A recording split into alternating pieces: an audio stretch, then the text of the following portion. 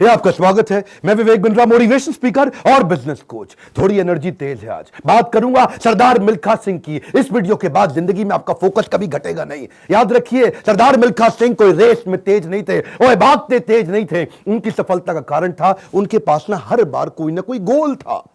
पहली बार सरदार मिल्खा सिंह क्यों जीते? इसलिए नहीं जीते कि भागते तेज थे, इसलिए जीते क्योंकि उनको दूध का गिलास चाहिए था। कोच बोला उनको, ओए फटीग माफ हो जाएगा और एक्स्ट्रा डाइट के लिए बड़ा गिलास दूध का मिलेगा।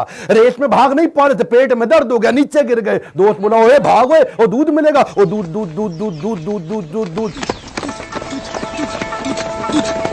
दिमाग में ना एक क्लियर फोकस आ गया था। ये फोकस बड़ी कमाल की चीज है जी। फटीग छोड़ तरने दूध मिलेगा, दूध।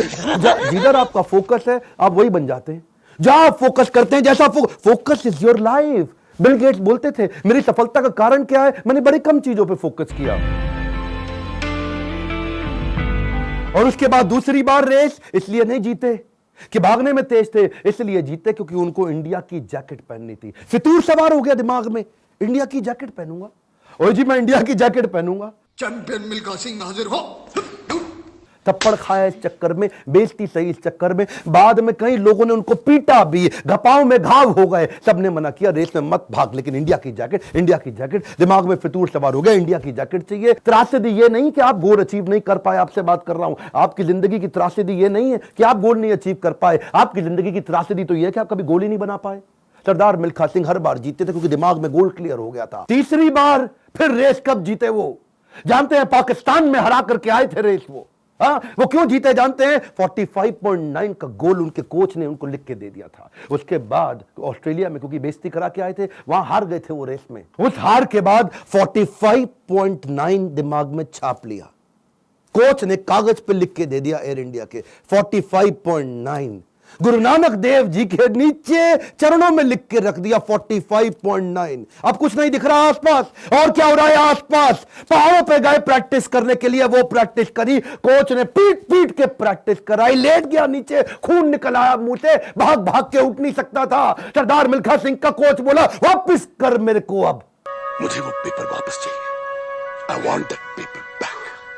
फिर खड़ा हुआ, तू है आग मिल्खा, भाग मिल्खा।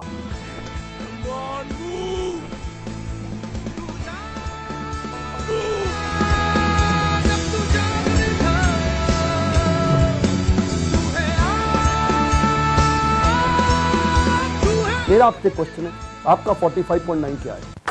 इस वीडियो को ऐसे नहीं सुनना, लिखो, अभी लिखो। ये आपसे बोल रहा हूं, आपसे। फायदा नहीं, क्यों टाइम वेस्ट कर रहे हो अपना? अगर अपना 45.9 डिसाइड नहीं किया, मेरा अपना डिसाइड हो चुका है, मैं कर चुका हूं। आपसे पूछ रहा हूं, कैसे अरुणिमा सिन्हा माउंट एवरेस्ट पार कर गई?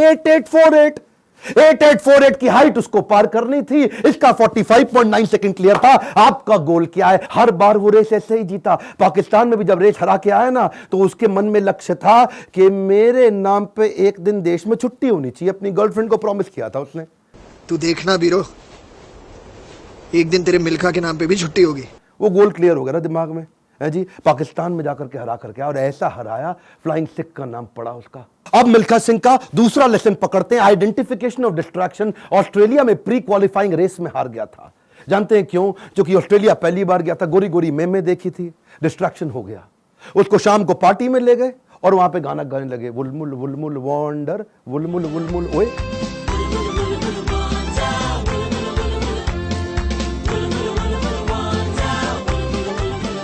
पूरा म्यूजिक में दिमाग घूम गया, बियर पे बियर चले चली जा रही है। प्री क्वालिफाइंग रेस के अंदर हार गया, डिस्ट्रैक्शन पकड़ में आया उसको। एक बात बताएं, डिस्ट्रैक्शन और डायरेक्शन इनवर्सली प्रोपोर्शनेट है। जब डायरेक्शन तेज होगा, डिस्ट्रैक्शन खत्म हो जाएगा। जब डायरेक्शन खत्म होगा, डिस्ट्रैक्शन ज्यादा हो जाएगा। डिस्ट्रैक्शन हटाने के लिए डायरेक्शन क्लियर चाहिए। मिल्खा सिंह समझ गया, एक बात उसको क्लियर हो गई, जिस चीज को ना बोलना है तो ना बोलना है। गोल क्लियर होना चाहिए, पहला point. One more time, come on. क्या? उसके बाद वापस आया और उनके अपने देश की बड़ी खूबसूरत देवी जी उनके पास फिर से आई थी स्विमिंग पूल में, और बड़ी मुस्कुराते हुए आई उनके पास। देखा नहीं उनकी तरफ, क्या बोले? जी आपकी गलती नहीं है, दिक्कत मेरी है जी, मैं डिस्ट्रैक्ट हो जाता हूं, धन्यवाद जी। हाँ, और देवी जी को प्रणाम करके निकल गया वहां से मिल्खा सिंह। क्यों जानते हैं? Identification of distraction. आपकी जिंदगी का डिस्ट्रैक्शन आज आइडेंटिफाई करो। इस वीडियो को देख के टाइम वेस्ट नहीं करना, लिखना है। लिखिए, कम ऑन आपसे बोल रहा हूं, आज लिख लो डिस्ट्रैक्शन क्या है। आज बड़ा डिसीजन लेना है आपको। अपने नो सोशल मीडिया रिचुअल्स बना लो। सोशल मीडिया कितना यूज करना है वो आप पहले ही डिसाइड कर लो। एक ट्वीट, एक ईमेल, एक नोटिफिकेशन, एक शेयर चैट, एक टिकटॉक का गाना, ऐसा ऐसा करके। पिछली बारी बताया था ना आपको नेपाल वाले वीडियो में, तेरी प्यारी प्यारी अखियां,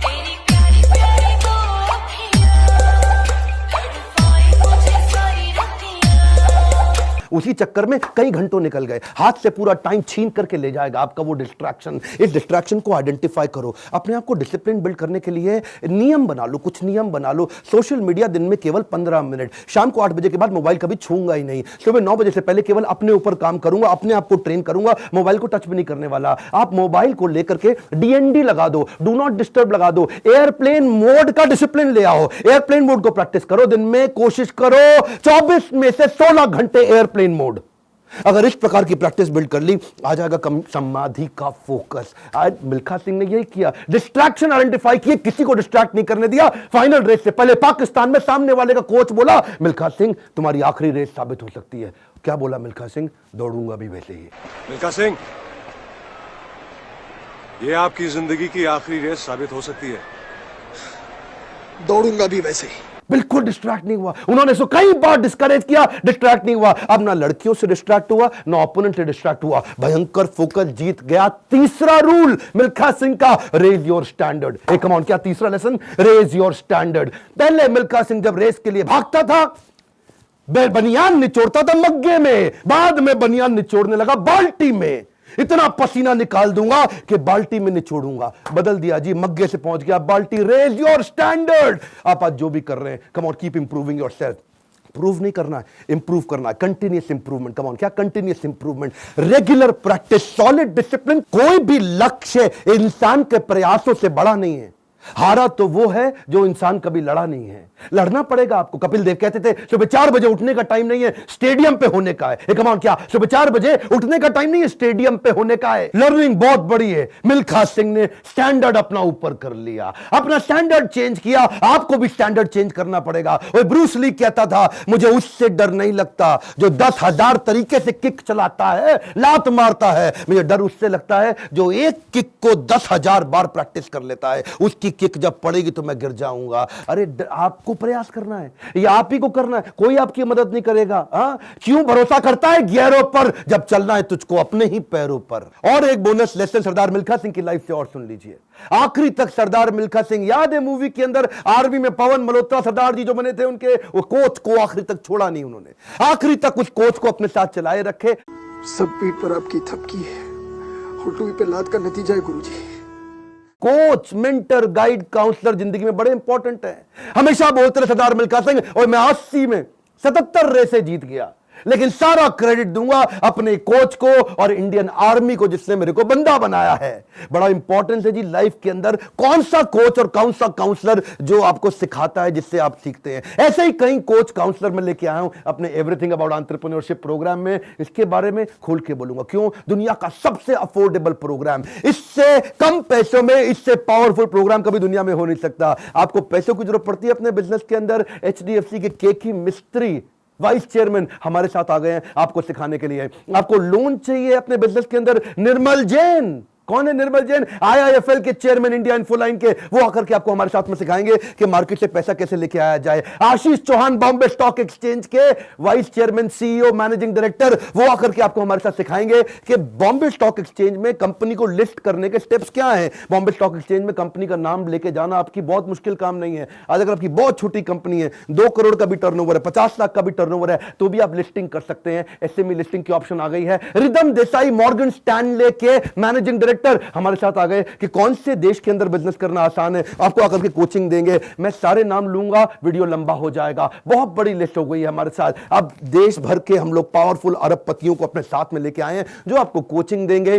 स्टूडेंट्स के लिए 750 रुपए महीना, एंटरप्रेन्योर्स के लिए 1500 रुपए महीना। एक रिक्वेस्ट और करूंगा, सरदार मिल्खा सिंह की ये लाइफ बहुत इंस्पिरेशनल है। मैं चाहता हूं सरदार मिल्खा सिंह जिसको लोग भुला चुके हैं, उनका वीडियो शेयर करिए पूरे देश के अंदर। कई मिल्खा सिंह खड़े हो जाएंगे। हमें बिजनेस में भी मिल्खा सिंह चाहिए। पहला रूल गोल चाहिए, दूसरा रूल डिस्ट्रैक्शन हटा दो, तीसरा रूल अपने स्टैंडर्ड बड़े कर दो, और चौथा रूल कोच बड़ा जरूरी है। हमारे साथ जुड़े रहने के लिए, वीडियोस को लाइक करने के लिए, चैनल को सब्सक्राइब करके बेल आइकॉन हिट करने के लिए, नीचे अपनी रिक्वायरमेंट देते रहने के लिए आप सबका प्रेम पूर्वक मुस्कुराहट के साथ बहुत बहुत धन्यवाद।